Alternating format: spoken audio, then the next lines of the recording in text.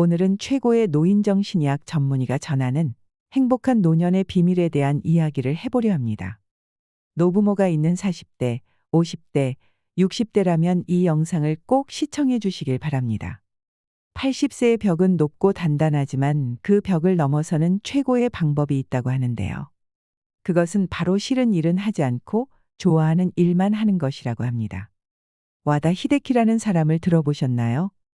최고의 권위를 자랑하는 노인정신의학 및 임상심리학 전문의로 30년 동안 노인 정신의학 분야에 종사하며 연구를 계속해오고 있습니다. 와다 히데키는 인생의 벽을 넘어 질 좋은 수명을 늘리는 정답을 공개하여 한국에서도 많은 이들의 호응을 이끌어냈는데요. 오늘은 와다 히데키가 쓴 80세의 벽이라는 책을 바탕으로 노후를 잘 보내기 위한 좋은 팁들을 말씀드리려 합니다. 이 책을 읽으면서 충격을 받았다는 분들이 많은데요. 부모님께 효도한다고 했던 행동들이 오히려 독이 되었다는 사실을 깨닫게 되었기 때문입니다. 우리가 평소 잘못 생각하고 있었던 놀라운 내용들이 있습니다. 80세를 넘게 되면 우리가 감당해야 하는 4개의 벽이 있다고 합니다. 첫 번째는 의사와 약과 병원의 벽을 넘어서야 하고, 두 번째는 노화의 벽을 넘어서야 하고, 세 번째는 치매, 인지장애의 벽을 넘어서야 하고, 네 번째는 80세의 벽을 넘어서야 한다고 합니다. 누구나 나이 들어갑니다. 그렇게 노인이 되어가지요. 그런데 노인이 질병이나 인지장애로 몸져 눕거나 누군가의 돌봄을 필요로 하는 삶을 살아가는 평균적인 기간이 얼마나 되는지 아시나요? 남성은 9년, 여성은 12년이라고 합니다. 누구나 목숨이 닿을 때까지 하고 싶은 것을 다하며 살아가길 꿈꾸지만 나이가 들어서는 독립적으로만 살아갈 수는 없는 것이 인생이기도 합니다. 그것이 현실입니다. 우리가 다른 사람의 도움 없이 건강하게 살아갈 수 있는 수명을 건강수명이라고 하는데요. 건강수명은 평균적으로 남성은 72.68세, 여성이 75.38세라고 합니다. 이 나이가 되면 우리도 지금의 윗세대처럼 누군가의 도움이 필요하게 될 수 있다는 것입니다. 물론 사람마다 다르고 통계적인 숫자이기 때문에 개개인마다 차이는 있을 것입니다. 그리고 우리나라 인구의 평균 수명은 남성이 81.64세, 여성이 87.74세입니다. 평균 수명이란 평균적으로 몇 살까지 사는가를 의미합니다. 지금도 평균 수명은 계속 늘어나고 있습니다. 100세 시대, 120세 시대라는 말을 점차 자연스럽게 받아들여지게 됩니다. 하지만 무조건 오래 사는 것이 좋은 것은 아닙니다. 건강하게 오래 살아야 행복한 삶을 누릴 수 있습니다. 통계를 내보면 가장 많이 사망하는 나이는 남성이 85세이고 여성이 90세입니다. 물론 더 오래 사는 사람도 많습니다. 통계들을 보니 어떤 생각이 드시나요? 80대는 70대와는 전혀 다릅니다. 오늘은 건강해도 내일은 어찌 될지 모르는 나이입니다. 구체적인 숫자를 제시한 이유는 여러분을 낙담시키기 위해서가 아닙니다. 남은 인생을 만족스럽게 보내길 바래서입니다. 행복한 노후와 불행한 노후 어느 쪽을 선택하고 싶으신가요? 일본에는 100세가 넘은 사람이 8만 6천 명에 이른다고 합니다. 여러분 주변에서도 정정한 90대나 100세 이상의 어르신들을 볼 수 있을 것입니다. 그러나 100세 인생이라고 해서 당연히 모든 사람이 90세나 100세를 맞이하는 것은 아닙니다. 또 90세나 100세를 맞이했다고 해서 모두가 건강하고 행복하리라는 보장도 없습니다. 침대에 누워서 생활하거나 가족에게 학대를 당하거나 아니면 치매로 자신이 누구인지도 모르는 상황이 생길 수도 있습니다. 미래는 아무도 모릅니다. 사람마다 나이도 다르고 체형도 다르고 성격이나 생각도 다르고 생활 환경도 다르고 가족 구성도 다르며 직업이나 질병 이력도 다르지만 모든 사람에게 공통되는 사항이 있습니다. 바로 언젠가는 죽는다는 사실입니다. 죽음에 이르는 길에는 두 가지가 있습니다. 하나는 행복한 길로 마지막에 괜찮은 인생이었어 고마워라며 만족하며 가는 길이고, 다른 하나는 불행한 길로 그때 어쩌다 이렇게라며 후회하면서 가는 길입니다. 80세 이후는 70대와는 전혀 다릅니다. 어제까지 가능했던 일이 오늘은 안 되는 상황을 수없이 맞닥뜨릴 것입니다. 컨디션 난조를 겪는 일도 잦아집니다. 암과 뇌경색, 심근경색이나 폐렴 등 생명을 위협하는 질병도 생기기 쉽습니다. 치매인가라는 생각에 자신감을 잃는 일도 있을 것입니다. 배우자나 가까운 사람의 죽음을 경험하면서 고독이나 절망에 사로잡힐지도 모릅니다. 생로병사의 거대한 벽이 거친 파도처럼 덮쳐옵니다. 눈앞에 거대한 벽을 넘어서는 다양한 힌트가 있지만 가장 중요한 것은 노화를 받아들이고 지금 할 수 있는 일을 소중히 여기는 삶의 자세입니다. 이것이 행복한 노후와 불행한 노후를 가르는 기준이 됩니다. 행복은 주관적입니다. 즉, 자신이 어떻게 마음먹느냐에 따라 달라집니다. 예를 들면 노화를 한탄하여 이제 이것도 할 수 없고 저것도 할 수 없다며 없다를 되뇌기만 하면서 사는 사람이 있고, 노화를 받아들여 아직 이것도 할 수 있고 저것도 할 수 있다며 있다를 소중히 여기면서 사는 사람이 있습니다. 어느 쪽이 행복할까요? 80세가 넘으면 몸속에 암이 있습니다. 모르고 사는 사람도 많지요. 와다 히데키가 오랫동안 근무했던 병원은 노인 전문 병원으로 이곳에서 해마다 100명가량의 유해를 해부하고 연구했습니다. 그 결과 몸속에 심각한 질병이 있음에도 생전에는 알지 못한 채 다른 질환으로 사망한 사례가 적지 않다는 사실을 알게 되었다고 합니다. 요컨대 마지막까지 자각하지 못하는 질병도 있다는 뜻입니다. 암도 그중 하나입니다. 85세 이상의 유해를 부검해보면 거의 모든 사람에게서 암이 발견됩니다.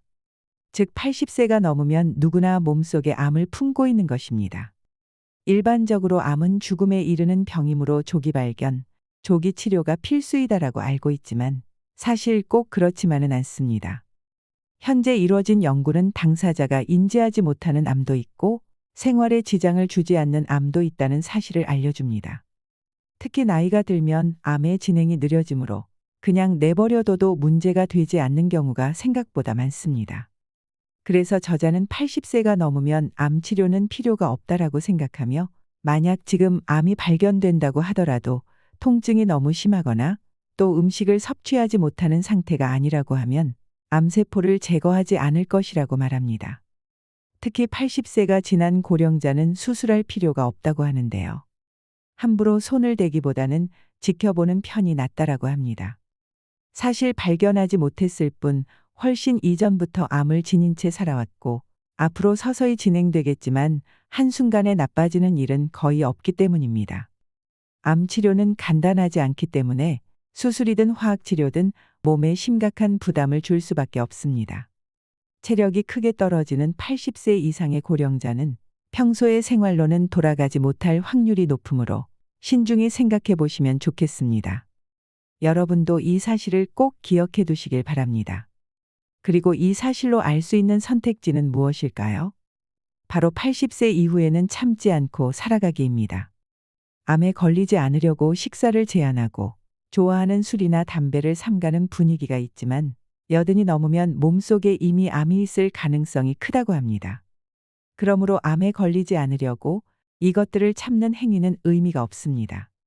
좋아하는 음식이나 술을 먹고 마시는 편이 오히려 스트레스를 줄이고 즐겁게 사는 방법입니다.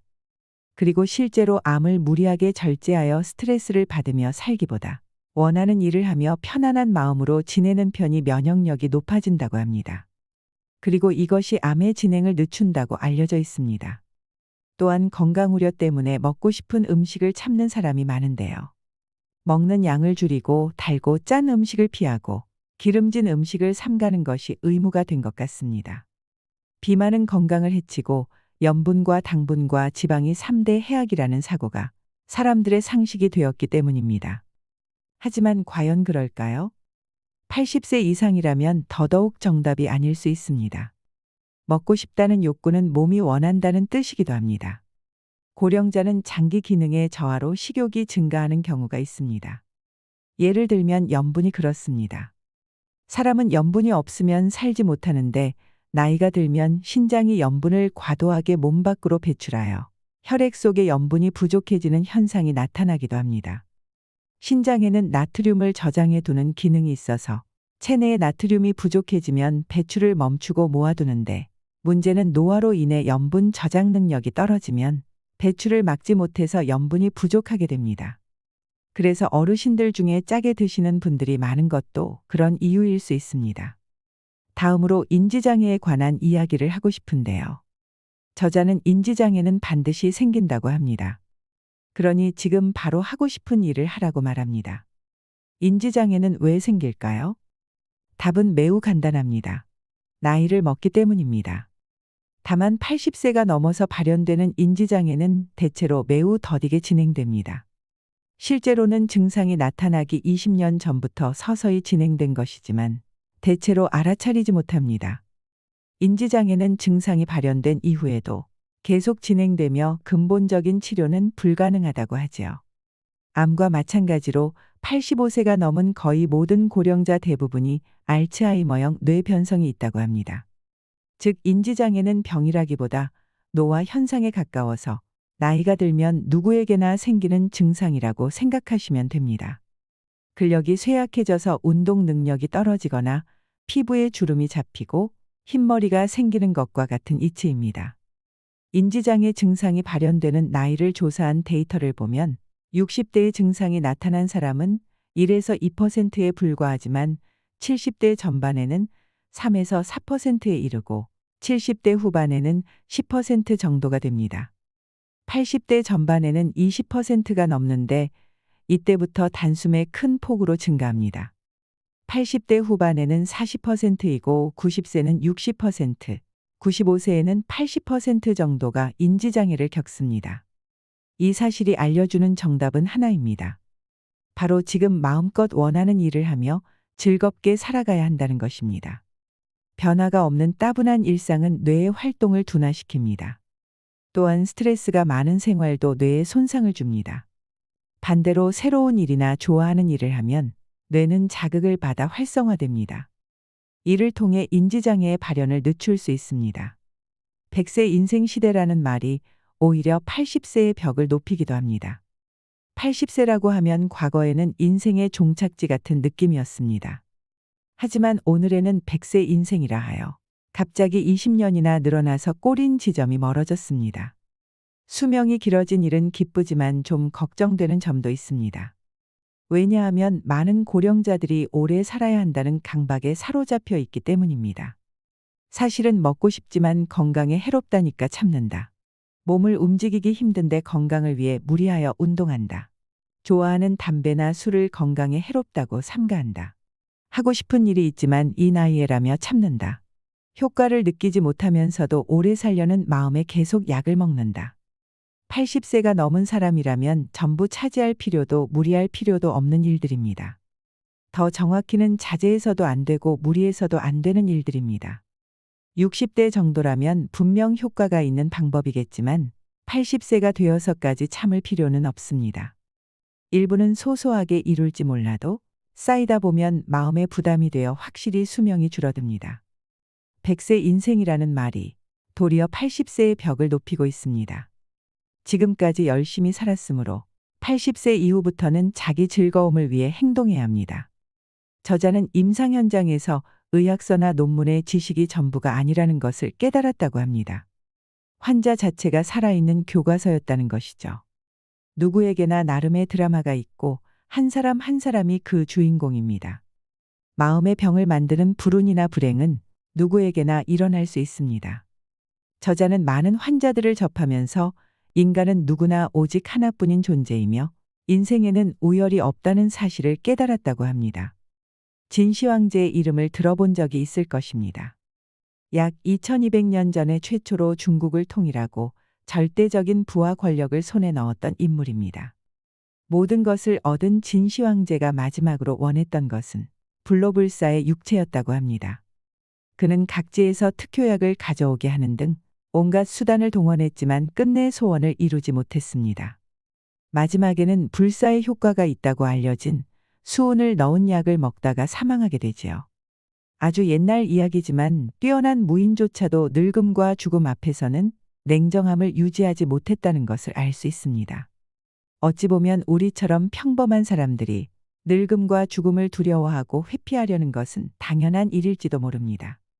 지금까지 만나온 수많은 고령자들 가운데 행복한 노후를 보내는 사람들로부터 배운 방법을 소개해 드리겠습니다. 오늘 건강하게 걷는 사람이 1년 후에도 그러리라는 보장은 없습니다. 그렇다고 해서 걷지 않는 생활만을 계속하다 보면 전혀 걷지 못하게 됩니다. 남은 기능을 쓰지 않으면 순식간에 쇠약해지는 것이 80세가 넘은 고령자의 무서운 현실입니다. 82세에서 83세 무렵에 급격하게 쇠약해지는 사람들이 있는데 이들은 대개 80세를 계기로 많은 일을 그만둔 사람들입니다.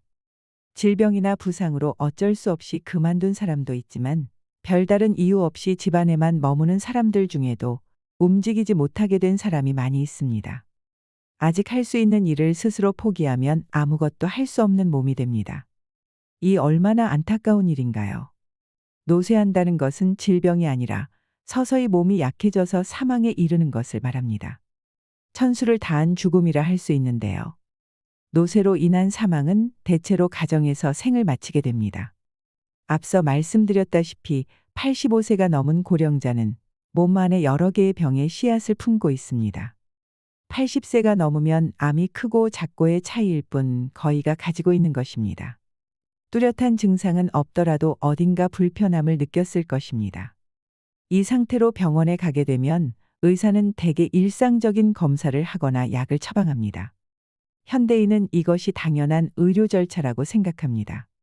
오히려 그렇게 하지 않으면 저 병원은 약도 안 준다고 불만의 소리를 듣게 되지요. 하지만 저자는 이것이 정말로 옳은 의료일까 묻습니다. 꼭 한번 고민해 보시길 바랍니다. 저의 아버지가 그렇습니다. 병원에 가서 의사 선생님이 조금 더 경과를 지켜보자고 말씀하시면 무조건 더 센 약 좀 처방해 달라고 조르십니다. 효과가 있고 없고를 떠나서 그냥 약이 좋으신 건가 하는 생각이 들 정도로 약을 드시는 것만으로도 안정감을 느끼시는 것 같은데요. 그럴 때 약을 안 주면 환자들이 보통 불평불만을 쏟아내니까 의사분들도 또 어쩔 수 없이 처방하고 거기에 맞는 약 처방이나 치료를 하게 되는 악순환이 발생하는 것입니다. 결국 치료의 방향은 두 가지 정도로 정리됩니다. 병원 검사를 통해 병을 찾아내어 약물이나 수술적 치료를 하는 방법으로 수명을 늘릴지 아니면 자택에서 좋아하는 일을 하면서 여생을 보낼지 말이죠. 의사가 아니라 환자 본인이 선택해야 하는 문제라는 것입니다. 저희 할머니 얘기를 잠깐 해볼까 합니다. 저희 할머니께서 70대 초반에 췌장암으로 치료를 받으셨었는데요. 그 옆에서 과정을 지켜보는 가족들도 너무 힘들고 너무 고통스러웠던 기억이 있습니다. 할머니께서도 힘들다고 그만하자고 말씀하셔도 가족들이 생명 연장을 위해서 치료를 설득했습니다. 그러다 결국 할머니 말씀대로 집으로 모셨었는데요. 병원에서 있을 때와 집에 와서의 표정이 너무 달랐습니다. 표정도 밝아지고 편안해 보이셨거든요. 그리고 한 달 뒤에 평안히 임종을 하셨습니다. 우리도 언제 어떻게 이런 선택의 순간이 올지 아무도 모르는 것입니다. 막상 이런 일을 겪게 되면 당황스럽고 치료를 하지 않는 것에 대한 두려움과 죄책감 때문에 선뜻 결정을 하기가 어려우실 겁니다. 그래서 부모님께서 연세가 많으시다면 평소에 부모님과 깊은 대화도 많이 나누시면서 마음을 정해두시는 것도 좋은 방법이 될 수 있을 것이라 생각합니다. 생명 연장을 하려고 중환자실에서 얼굴도 자주 못 본 채 그렇게 시간을 보내는 것보다 내 집에서 편히 쉬시면서 대화도 많이 나누고 체온도 서로 느끼면서 그렇게 마지막을 준비하는 것이 더 좋을 수 있다는 생각이 듭니다. 다음으로 현대 의료계에서 3대 악으로 불리는 높은 혈압과 높은 혈당, 높은 콜레스테롤에 관한 내용입니다. 이 질병은 심근경색이나 뇌경색, 뇌졸중의 위험이 있기 때문에 정말 조심해야 하는 질병인데요. 요즘에는 약이 잘 나와서 약만 먹어도 아무 문제 없다고 생각하시는 분들도 많으실 겁니다. 하지만 약을 먹고 약효를 내는 동안에 수치를 떨어뜨릴 순 있지만 그로 인해 몸은 나른해지고 머리가 멍해지는 역효과도 있다는 것을 고려해야 합니다. 또한 면역 기능이 떨어져서 다양한 병에 노출되기도 쉽습니다. 어떤 약이든 부작용이 있을 수 있다는 것입니다. 그런데도 혈압과 혈당치, 콜레스테롤 수치를 낮추려고만 합니다. 그런데 이 수치를 낮추어도 암의 위험은 줄어들지 않는다는 사실 알고 계셨나요? 줄어들기는커녕 면역 기능이 떨어져서 암의 위험성은 오히려 높아진다고 할 수 있습니다. 특히 콜레스테롤은 면역세포의 원료가 되기 때문에 콜레스테롤 수치가 높을수록 쉽게 암에 걸리지 않는다는 조사 데이터도 있습니다. 또한 콜레스테롤 수치를 떨어뜨리게 되면 이를 원료로 하는 남성 호르몬도 감소한다고 합니다. 이 남성 호르몬은 심신의 건강 유지에 꼭 필요한 성분으로 남성 호르몬이 감소하면 기운이나 의욕이 사라지고 근력이 저하되고 감정이 불안정해집니다. 남성 호르몬이라고 해서 성적인 측면에만 주목받지만 이것은 사람이 젊고 건강하게 살기 위해서 매우 중요한 요소입니다. 결국 우리가 무언가를 치료하기 위해서 또 많은 부작용을 감당해야 된다는 것인데요. 결과적으로 혈압이나 혈당치, 콜레스테롤 수치를 낮추면 동맥 경화에는 효과적이지만 신체의 활력이 떨어지고 암의 발병 위험성은 높아진다는 사실을 염두에 두셔야 합니다. 약을 먹고 기운 없는 80대가 될 것인지, 약을 먹지 않고 질 좋은 삶을 유지할 것인지 선택하는 것은 여러분의 몫입니다. 이 책의 저자는 이런 것을 치료하기 위한 약물 복용이나 주사가 오히려 더 많은 부작용을 일으키기 때문에 삶의 활력을 떨어뜨린다고 주장합니다. 나이 80이 넘어서 이런 치료를 할지 말지는 환자 본인이 진지하게 생각을 해봐야 된다는 것입니다. 저는 오래 사는 것보다 더 중요한 건 사는 동안 아프지 않고 건강하게 행복하게 사는 것이라고 생각합니다. 80대를 기점으로 참 많은 것이 달라지는 것 같습니다. 앞으로 우리와 우리 주변의 누군가가 경험하게 될 수 있는 일들이니 잘 기억해 두시고 도움되시길 바랍니다. 책에 좋은 내용이 많아서 2부도 따로 준비했습니다. 실질적으로 도움되실 만한 내용만 엄선했으니 다음 영상에서 더 많은 정보 얻어 가시길 바랍니다. 이상으로 시니어를 위한 모든 것, 시니어 연구소였습니다.